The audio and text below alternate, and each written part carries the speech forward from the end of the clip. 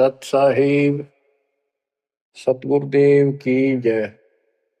बंदी छोड़ कबीर साहिब जी की जय। बंदी छोड़ गरीबदास जी महाराज जी की जय। स्वामी राम देवानंद जी गुरु महाराज जी की जय हो।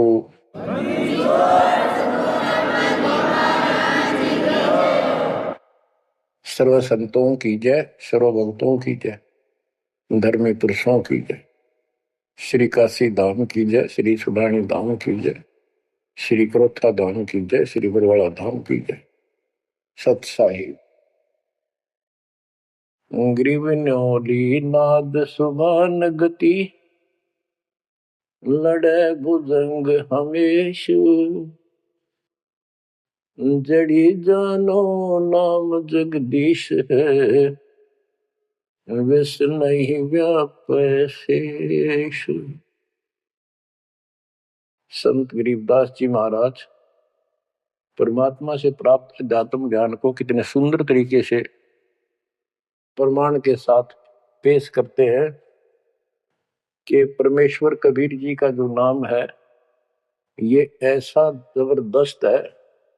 कबीर साहब ने बताया कि कबीर जैसे फनपति मंत्र सुन, रख पुन सुकोड़े, ऐसे बीरा मेरे नाम से गाल चले मुंह मोड़े।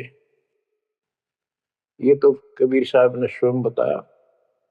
जैसे फनपति सर्प और गारुड़ के मंत्र को सुनकर उससे इतना डर जाता है कि अपने फन को इकट्ठा करके भागने की चेष्टा करता है, ऐसे मेरे नाम से, कबीर नाम से, उस सच्चे मंत्र से यू काल चले मुंह मोड़, ऐसे काल दूर भाग जाता है। गरीबदास जी कहते हैं, यम किंकर कर जोड़ चले तिस देख रे, धर्मराय के अंक मिटावे लेख रे, जीव जूनी नहीं जा बाठा डे गही, दर्ग मंज हजूर पकड़ छे की बही। गरीबदास जी आंखों देखा परमात्मा की शक्ति का वर्णन करते हैं कबीर जी का, कि उनको देख कर यम के दूत हाथ जोड़ के और दूर चले जाते हैं। और फिर परमात्मा ने धर्मराज के दरबार में जाके मेरी बही निकाली। बही वो बुक, वो पैड जिस पे अकाउंट लिखा था, और परमात्मा ने कहा ये मुझे दो, ये मेरा भक्त हो गया, इसने मेरी दीक्षा ले ली। वह पैड पाट दी जाता न वहीं पर फेंक दी कूड़े में। दर्ग मंज हजूर पकड़ छे की बही, जीव जूनी नहीं जा बाठा डे गही। कि कबीर साहब ने जिसकी बाह पकड़ ली, जिसका हाथ पकड़ लिया, जिसको शरण दे दी, वो जीव 184 प्रकार की योनियों में नहीं जाएगा। बाह ठाडे गही, ठाडे ठाडा मीन तगड़े, समर्थ, शक्तिशाली ने हमारी बाह पकड़ ली, हमें शरण दे दी। ठाडे की परिभाषा थोड़ी सी बताता हूं आपको, क्योंकि बच्चों कोई भी हम प्रसंग सुनते हैं उसके साथ उसका जो लिंक होता है वो कथा का होना अति आवश्यक है, अन्यथा उसका कोई प्रयोजन नहीं रहता। काफी समय पहले की बात है, एक भक्त अब परमात्मा कबीर जी की शरण में था, संत गरीबदास जी के माध्यम से। और पुराने समय में खेती किसानी जो होती थी वो केवल वर्षा पर निर्धारित होती थी, और कोई नहर नूर नहीं थी, ना उसका कोई पानी लगता था। बारिश हो जाती थी कुछ एक क्षेत्र में तो उसमें किसान अपना उसको संवार के बीज बो दिया करते थे। जमीन ज्यादा हुआ करती थी उसमें। उस भगत की बहन के क्षेत्र में वर्षा होगी, वहां से मैसेज आया कि हमारे यहाँ बारिश हो गई है और सभी खेत एकदम बाने योग्य हो गए, बोने योग्य हो गए हैं, हेल्प के लिए आओ। वो अपने बैल अपना हल लेकर चला गया, उसको दूसरे खेत में भेज दिया। स्वयं उसका जो जीजा था, बहन का बटेऊ पति, वो अपने बैल लेकर दूसरे खेत में चला गया। जिस खेत में वो भक्त गया, दिन में हल चलाया, दोपहर के समय उस समय रेस्ट देते हैं बैलों को, पेड़ के नीचे चला गया। फिर वहां देखा आसपास एक तालाब थी, छोटी सी तलैया जोड़ी, उसमें कुछ पेड़ पेड़ थे, पानी था। बैलों को पानी पिलाने चला गया तो वहां एक मंडी बनी हुई थी, यादगार सी छोटी सी चबूतरा सा बनाकर। उस पे एक बेली गुड़ की रखी थी। बेली पहले 5 किलो का कट्ठा ही बना करते, वो विशेषकर चढ़ाने के लिए होता था, भेंट। अपने देवी देवताओं को किसान चढ़ाते थे, बोल देते थे पहले ही फसल का पहला वो 5 किलो ऐसे पीर का चढ़ाओ। वो पीर की मंडी थी। तो वो जो एक का डला सा था मोटा 5 किलो का, 5 शेर का, उसको उठा लाया वो भक्त। कुछ आप खाया, कुछ बैलों को खिला दिया, अपना काम करके शाम में घर पर आ गया, सो गया। रात्रि के 12 बजे के आसपास एक 4.5 फुट का, टोपी सिर पे, सफेद कपड़े, दाढ़ी, जैसे मुसलमान वेशभूषा हो, आके उससे 10 फुट दूर खड़ा होके और कहने लगा, तूने मेरा गुड़ कैसे खा लिया, तेरी हिम्मत कैसे पड़ गई, तो ठाड्डे की शरण में है इसलिए बच गया, न तुझे मारता और तेरे दोनों बैलों को मारूंगा।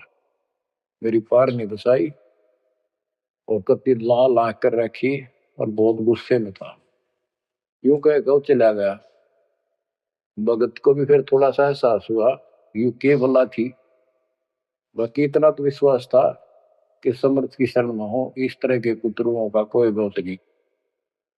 फिर भी मन में था वही कदे, ये बात हुई तो हुई क्यों, ऐसा क्या कारण हो गया। उसने अपनी बहन से पूछा कि बहन, ऐसे ऐसे उस मंडी पे गुड़ चढ़ा रखा था आपके खेत में, किसकी वहां रखी है वो आपके खेत के बराबर में, जोड़ी पे, तालाब पे। तो उसकी बहन बोली, के बात हुई भाई, क्योंकि एक बेली चढ़ा रखी थी, किसी ने गुड़ की ऊपर रखी थी, मैं उठा लिया, गुड़ कुत्ते खाओ उसने, मन बहला दी, खिला दी, कुछ आप खा ली। उसकी बहन ने बोली, रे क्यों जुल्म कर दिया तेने, को उठा लिया तू वहां से। रोड लागी न सुनते ही भाई बोला, मेरी तो सुन ले सारी। वो एक इतने 4.5 फुट का, 4 फुट का आदमी होगा और सफेद कपड़े पहन रखे, ऊपर टोपी, मुसलमान टाइप सा था, और मेरे से 10 फुट दूर खड़ा होगा, रात को आया और यूं बोला, तेरी हिम्मत कैसे पट गई, मेरा गुड़ उठा लिया, तने खा कैसे लिया। मैं बोला नहीं, वो आप पे बोलेगा।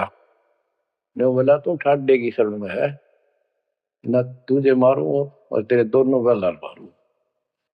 ला ला के रखी थी, अन्नों कहकर चला गया वापस। वह भेड़ और फूट फूट कर रोने लगी, बोला, रे तो मेरा काला मुंह कराओ के जवाब दो, मान न्यू शहरों से तने के वो ये गुड़ पाया खाने को, हमारे अब सारे गुड़ की कमी है यहाँ पर।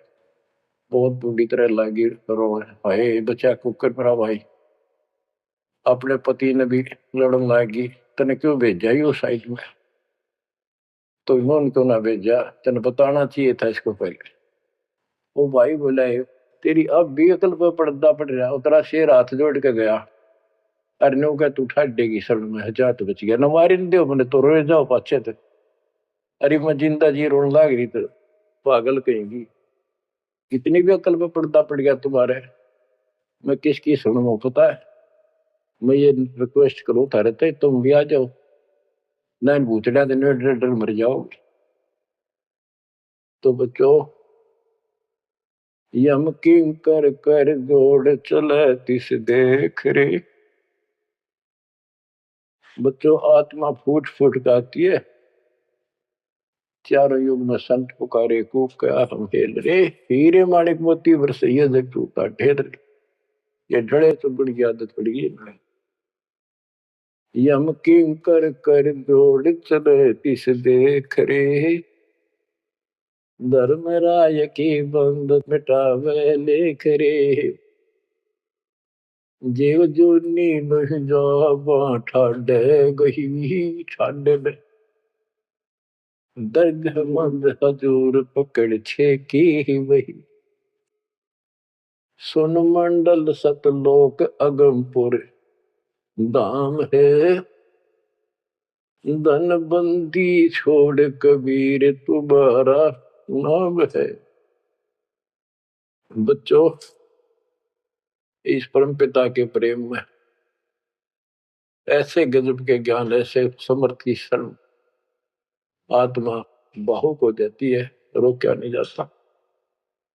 सो शुक्र मनाते अपने गुरुदेव का, एक निछोड़ हे परम पिता कैसे शरण दिया, कैसा सुंदर राह बता दिया।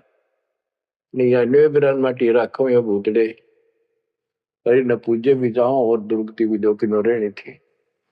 और गीता कहती है भूत पूजोगे भूत पढ़ोगे। परमात्मा की सूक्ष्म वेद की वाणी कहती है भूत में सो भूत है, देव में सो देव, राम में सो राम है, सुन सकल सुरदेव। अब प्रश्न चल रहा है, कबीर जैसे फनपति मंत्र सुन रख फन सकोड़े, ऐसे बीरा मेरे नाम से काल चल मोड़े।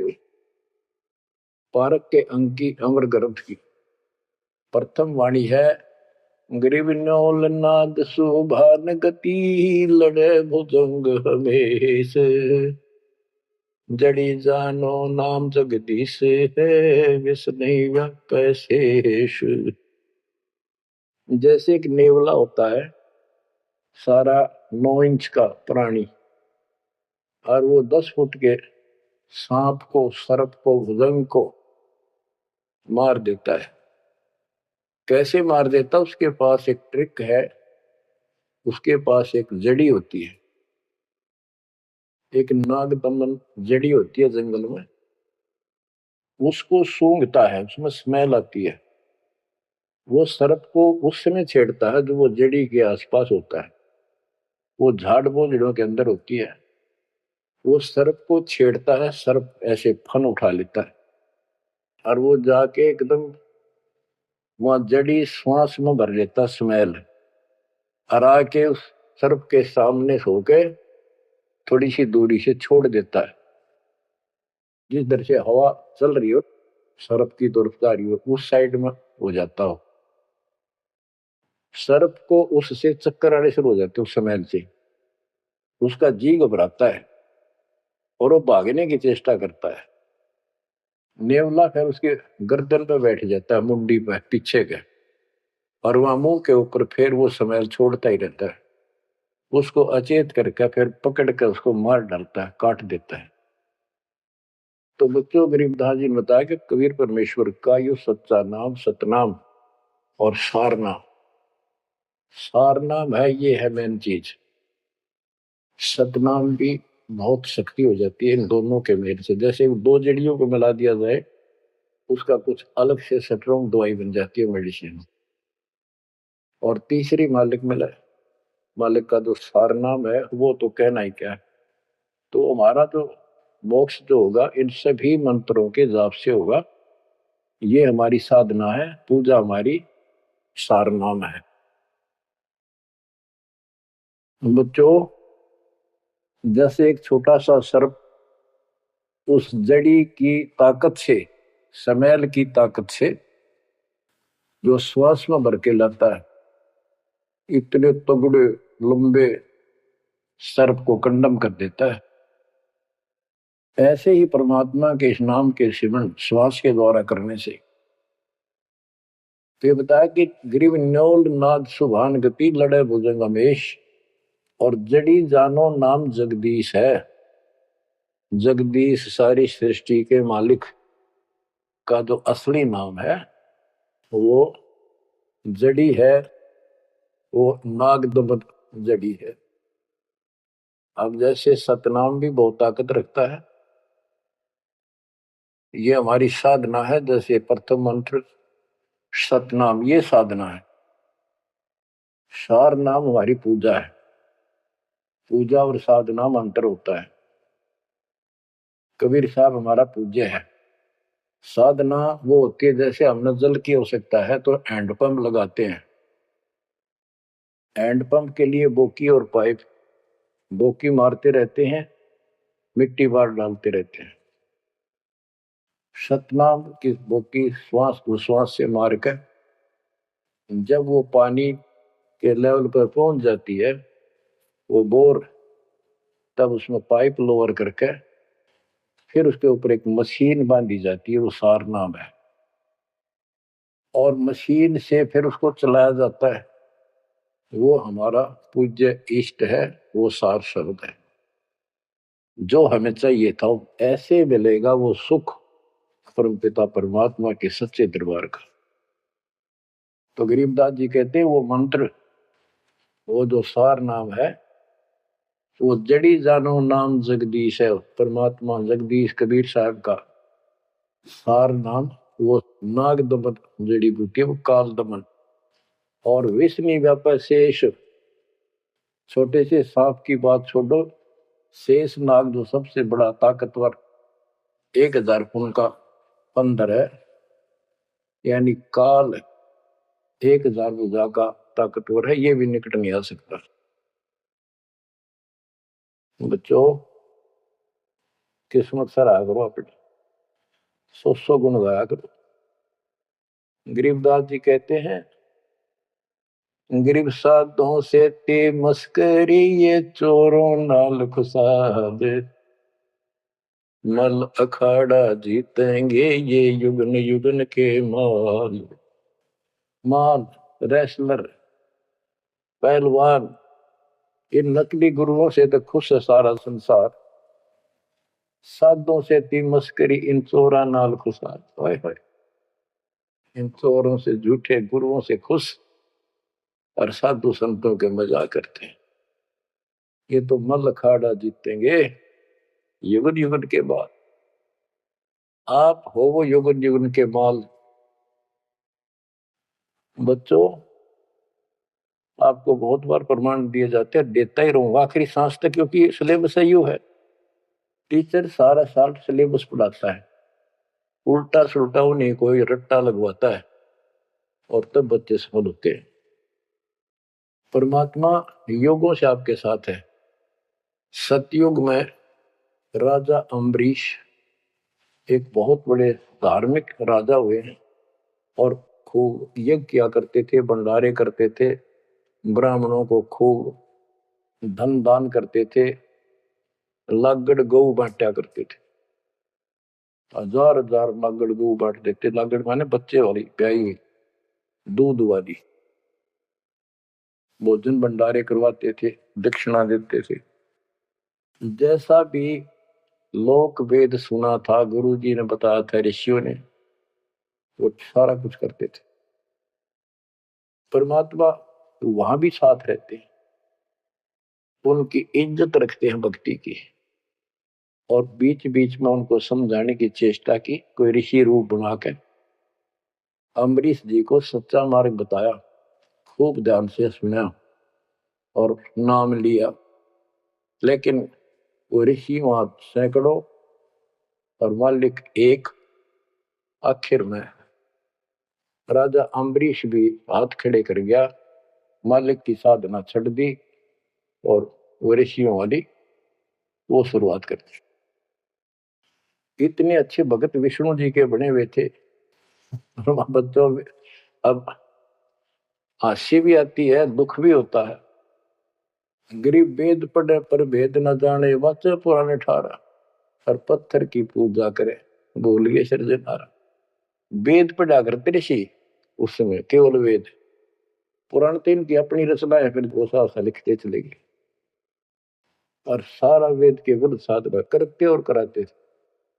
विष्णु जी की पूजा करे, और गीता क्या कहती है, तो चारों वेदों का सारांश है। विष्णु 3 गुणों में से एक सतगुण है।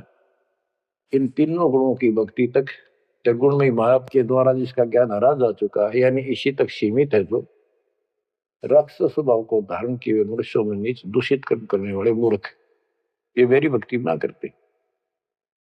तो अम्बरीश वही साधना करता था, लेकिन पिछले संस्कार किसी जैसे भी चल रहा भक्ति युग बच्चों, आप इन बातों को बार बार सुनोगे तो आपके दिल में समा जाएगी कहानी सच्चाई ये। अब ये भक्ति काल शुरू हो गया, मोक्ष काल समझो। इसमें हजारों वर्षों तक चलेगा, अरबों भगत बच्चे बेटा बेटी पार होंगे, जो चलेगा जब भी लाखों वर्ष और भी चलेगा। लेकिन वो साधना करते रहेंगे, लेकिन उनका विश्वास इतना नहीं बनेगा, वो फिर यही रह जाएंगे काल के जाल में। उन्हीं में से फिर, क्योंकि उनकी भक्ति जबरदस्त है, शास्त्र अनुकूल है, अगले सतयुग में उन्हीं पुण्यात्माओं को काल जन्म देगा। उनको पहले ऊपर के लोकों में रखेगा, ऊपर के लोकों में स्वर्ग में देवता हजारों लाखों वर्ष वहां रहेंगे। यानी एक कोल्लू के साथ चक्कर है, चैन है, चैन। उस चैन पर जैसे डाल देते हैं, ब्रह्मलोक में गए, फिर चक्कर काटते काटते विष्णु लोक शिव लोक सारे अपने कर्म फोड़ के भोग के खत्म करके फिर भी उनके पुण्य इतने बच जाते हैं कि सतयुग में जन्म देते हैं उनको। और सतयुग में भी अच्छे पुण्य कर्मी फिर राजा बनते हैं। और वह भक्ति, ये वाली भक्ति कसक और वो शेष बची ताकत फिर भी साथ रहती है। और इस कारण से भगवान भी उनके साथ रहना पड़ता है। जो बच्चा गौ की नजर में, यूं साईं को संत, भक्तों के पीछे खड़े भक्त वत्सल भगवंत। कबीर जो जन मेरी शरण है, ताका हूं मैं दास, गेल गेल ला गया करूं जब लग धरती आकाश। तो अपने इस विधान अनुसार अमरीश से मिले। ठीक है, एक बार तो यह बात इतनी गजब की है, सारी ठीक ठीक लगती है, लेकिन माहौल खराब होता है। ये ज्ञान बताने वाला एक होता है, दूसरा समर्थक नहीं होता। उस दिन में वो भूल जाते हैं और इसी लोग बहका देते हैं, कहाँ सी बातें करते, वेदों में ऐसा कहीं नहीं है, वेदों में ऐसा नहीं है। अब दास तो कहना चाहता है, फिर अगले जन्म उस भक्ति से वो अम्बरीश राजा स्वर्ग गया, स्वर्ग में अपने पुण्य भोगे। फिर त्रेता युग में फिर राजा जनक के रूप में वह आत्मा ने जन्म लिया। वहां भी खूब भक्ति करी, विष्णु के कट्टर पुजारी। वही भावना वही भाव फिर भरा हुआ था, परमात्मा फिर भी मिले उनको। लेकिन राजा और सिद्धियां इतने ठाठ बाट और मकाने वाले वो गुरु निरे ऋषि हमारी ऐसी घिस काट रखी काल में, हम ऐसे मूर्ख बना रखे, थोड़ा सा भी सुख हो जाए, कोई प्रभुता कोई पद प्राप्त हो जाए, हम खुद भगवान बन जाते हैं। लेकिन पिछली धार्मिकता के अनुसार हम कुछ धार्मिक भी बने रहते, लेकिन रहते वही के वही। और अम्बरीश राजा इतने अच्छे भगत थे, पिछली सिद्धि शक्ति मालिक की वो भक्ति की सही थी। एक बार दुर्वासा ऋषि ने उनके ऊपर सुदर्शन चक्कर छोड़ दिया।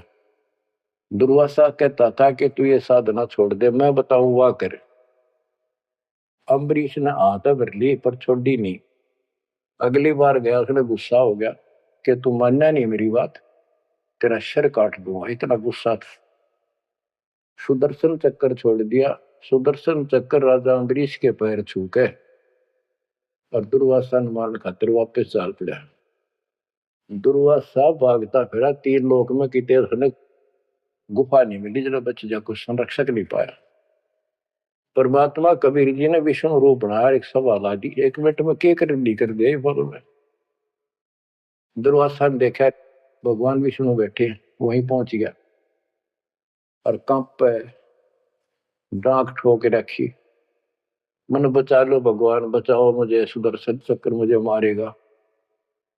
परमात्मा बोले क्या गुस्ताखी कर दी, क्यों मार रहा है तेरे को। फिर वह सारी कहानी बता दी। भगवान बोले कि भक्ति के भाव से चलो, ये ताकत से नहीं चलता ये मार्ग। अपना ज्ञान दो, कोई मानने ठीक है, ना मानो ना मानो, मुझे बचाओ भगवान, मुझे बचाओ। उसमें सुदर्शन चक्कर रुक गया, खड़ा हो गया दूर, भगवान की शक्ति से डर के देख के। तो दुर्वासा को विश्वास हो गया कि यहाँ बचाओ हो सकता है, माफ करो मुझे, माफ करो। परमात्मा बोले अम्बरीश के पैर पकड़े, वो बचाओगा तुम्हें, इससे मैं नहीं बचाऊंगा। हाथ जोड़े, हे भगवान आपके दरबार में मैं नहीं बचूंगा, कहाँ भेजो हो दाता, मैंने तो रास्ते में मारेगा। मिला जा, वही जान बचेगी तेरी। अम्बरीश के चरणों में गिरा वो, जिसने 56 करोड़ यादव मार दिए थे एक में चलता है। तो कहते हैं अपनी देसी कहावत हमारे यहाँ, शेर न सोआ शेर, जरूर टकरा कर घनी बकवाद करनी है ना। अम्बरीश के चरणों में मत्था टेका उसने, मेरी जान बख्शो महाराज, जान बख्शो, बख्श दो।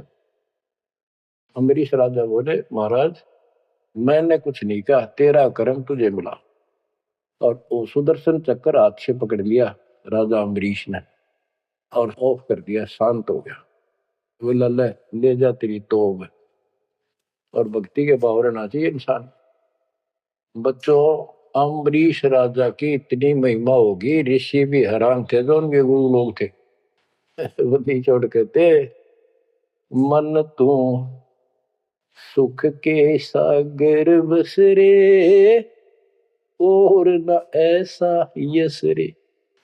तू सुख के सागर बस रे, ये झूठे यशों में कुछ नहीं धरा। वह सतयुग में महिमा होगी, फिर राजा जनक बन गए। राजा जनक वही भाग्य बाबा नानक बने। जब एक सुखदेव नाम के बाल ब्रह्मचारी माँ के गर्भ से भक्ति ले रहे थे और आकाश में उड़ जाने की सिद्धि थी, उस अर्धी की गांठ से पंसारी बन जाते ये, अपने बराबर किसी ने नहीं समझा था। राजा जनक के पैरों में पड़कर स्वर्ग तक जाने का विरोध करवाया। वो मोक्ष तक वो दूर की बात है, वो तो मार्ग ही नारा है। गरीब सुखदेव ने 84 भुगती बिना पजावे खरगो, तेरी क्या बुनियाद परानी, तू पेंडा पंथ पकड़ो। के सुखदेव जैसे ऋषि जिसकी टूटी बोला करती, सारे देवता उसका सम्मान करते थे, बड़ा पहुंचा हुआ है। वो भी फिर 84 लाख योनियों में गया। राजा जनक से दीक्षा ली। पहले तो यूं कहता, मैं बाल ब्रह्मचारी ब्राह्मण ऋषि, जनक विदेही राजा भाई, कैसे शीश नवाऊं जाई। सुखदेव बोले, ज्ञान विवेक का हमने स्त्री का मुख नहीं देखा। राजा के 10,000 रानियां। तो गरीबदास जी कहते हैं, गोरख से ज्ञानी गणे सुखदेव जति जिहान। वो अपने आप को जति मान रहा था। और सीता सी वो बारिया, संत दूर स्थान। संत के घर बहुत दूर है, इन बात का तो नहीं भाई इसने ब्याह करवा रखा है, इसका न्यू हो रहा था, भाई संत कैसे हो सकता है। 10,000 रानी थी, फिर भी उस नकली थे तो भी अच्छा था राजा जनक। बच्चों, ये मूल ज्ञान है, ये निचोड़ है, निष्कर्ष है, ये तत्व ज्ञान है। और राजा जनक रूप में बहुत गणे यज्ञ किए, बहुत प्रमाण है पुराणों में। बहुत धर्म भंडारे लाए, यानी दूध वाली गाय बाटी साधु संत, तो वो धर्म पुण्य बन गए। अब देख काल कैसे ठगी करता बच्चों, सारे पॉइंट याद रखने पड़ेंगे। बेमतलब अपने धन ने खोया नहीं करते। राजा जनक और सुखदेव विमानों बैठकर स्वर्ग जान लग रहे। रास्ते में 12 करोड़ आत्माएं नरक में तंग पा रही थी, हाहाकार मचा रो में। राजा जनक ने कहा, ये आवाज कहां से आ रही है चिल्लाने की, रोको मेरा विमान रोको। रोक दिया। उनको बताया गया कि यहाँ एक नरक है, उसमें 12 करोड़ आत्माएं जीव अपने कर्म दंड भोग रहे, पाप। राजा ने कहा, इनको छोड़ दो, इनको कष्ट ना दो। तो वहां जो उनके साथ गए थे देवदूत, यमदूत, वो कहने लगे, जी यहाँ आपका हुक्म नहीं चलता, यहाँ का राजा धर्मराज है, उसके आदेश से सब कुछ होता है। बोला, या तो मुझे इस नरक में डाल दो, मुझे भी यहीं छोड़ दो, ना इनको निकाल। धर्मराज तक बात गई। धर्मराज जी वहां आए, बात सुनी। धर्मराय बोले, राजन अपने अपने कर्मा का फल सब न भोगना पड़ता है, ऐसे नहीं कुछ हो सकता। तो राजा आकड़ गया। भाव यानी एक परमार्थी भाव, परमार्थ भी हिसाब का होना चाहिए, उपवाद में कोई परमार्थ नहीं चला गया। कि या तो मुझे यहाँ छोड़ दो या इनको साथ लो मेरे। तब धर्मराय ने एक विकल्प निकाला कि आप अपने पुण्य दे दो इनको, आधे या जितने चाहते हो, उतने समय तक इनको आपके साथ वहां स्वर्ग में भेज देंगे। राजा ने 50% पुण्य दान कर दिए। सबको बिठा के 12 करोड़ आत्माओं को विमान में बिठा के और स्वर्ग ले गए। बच्चों, सुखदेव ने गलती करी नहीं, वो तो आज तक स्वर्ग में है। और वो राजा जनक ने आधे पुण्य खत्म कर दिए, बाकी के पुण्य में किला झाड़ के खा के खर्च के खो खंडा के बाबा नानक रूप में जन्मे। पहले राजा थे 2 जन्मों में, दुनिया भर के नौकर होते थे, और फिर हैंड टू माउथ हो गए, खुद नौकर लगे नवाब के मोदी खाने में, गोदाम में। अब बच्चों, अब हमने सावधानी न्यो भी बरतनी है, अपने नाम अपने भक्ति ने नष्ट नहीं करा, किसी के ऊपर भावुक हो गया। एक बताओ था कि मैंने अपने भाई दुखी हो रहा था, उसको अपने पुण्य दे दिए, भक्ति दे दी, वो तो ठीक हो गया।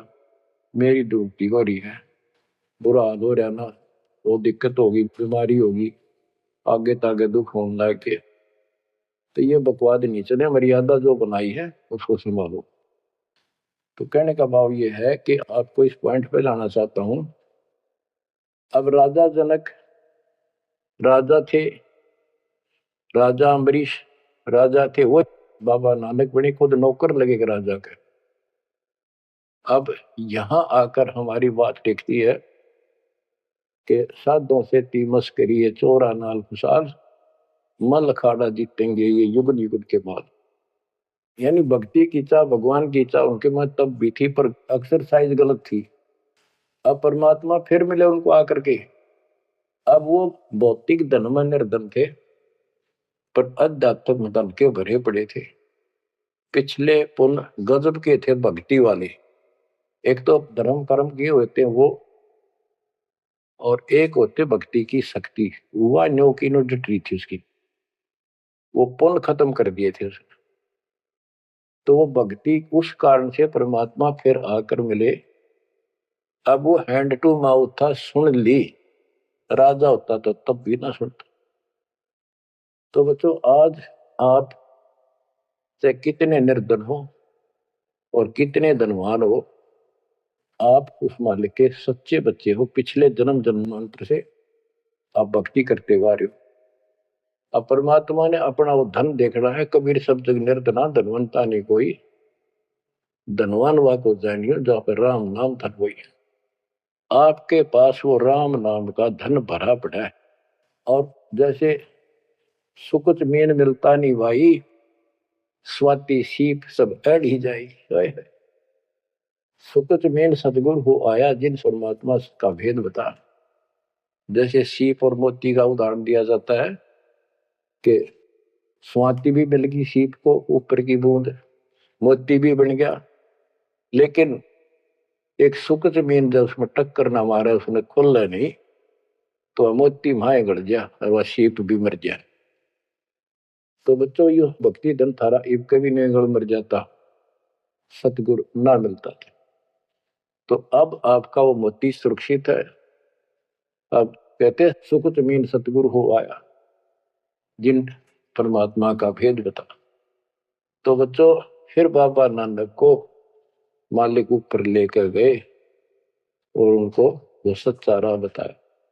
उसके बाद उनकी जिंदगी बदल गई। यानी पहले वकील हो रहे थे काल के, सुने नहीं थे। अब जो बाबा नानक जी हिंदू धर्म में जन्मे थे, खत्री गोत्र था, और भगवान विष्णु कृष्ण राम कुर्बान थे इनके ऊपर। गीता का पाठ ब्रजलाल पांडे से पढ़ा करते थे, और गीता पढ़ते थे। दाता मिले तो खूब तर्क वितर्क किए। आखिर में बोले अखा वेखो तो मानो। तो परमात्मा ने आई विटनेस भी बनाने थे। बेई नदी सुल्तानपुर के साथ से बह रही है।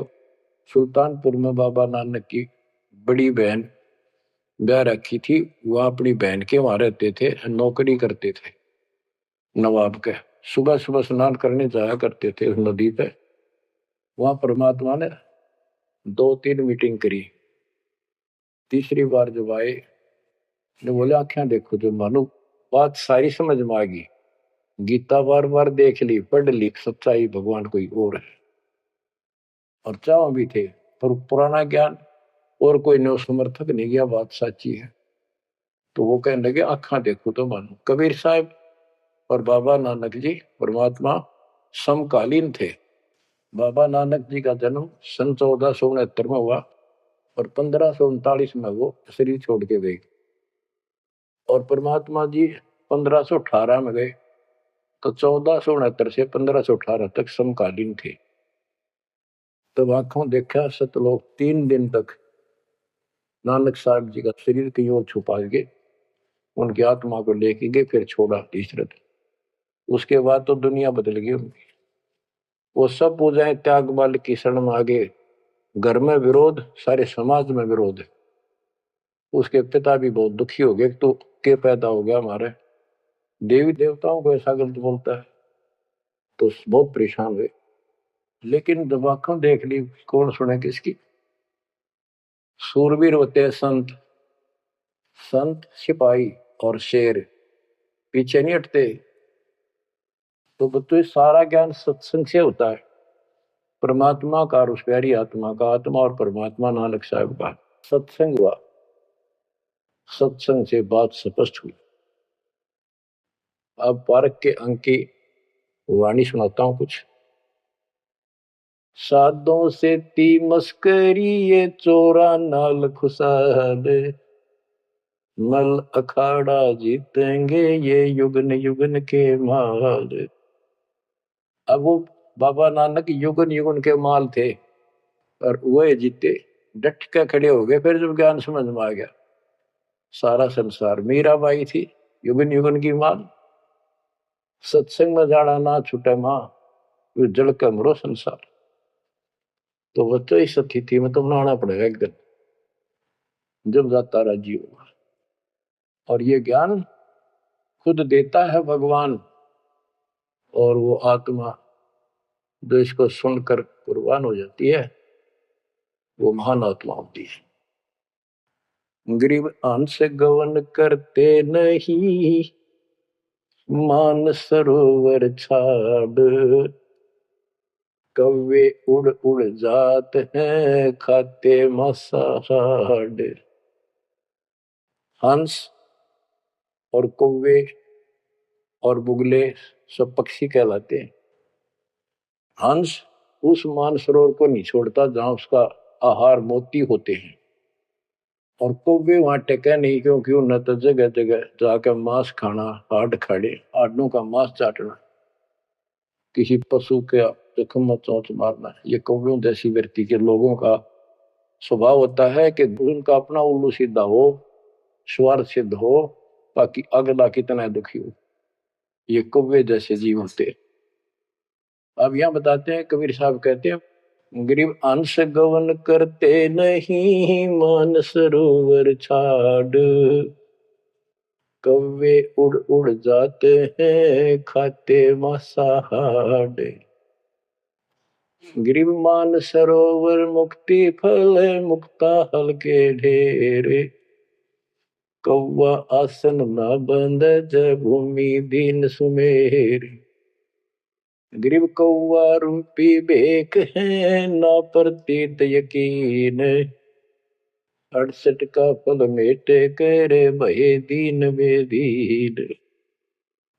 गिरिव हंस दशा तो साध है, सरोवर है सतसंग, मुक्ता हलवाणी चुगे फिर चढ़त नवेला रंग।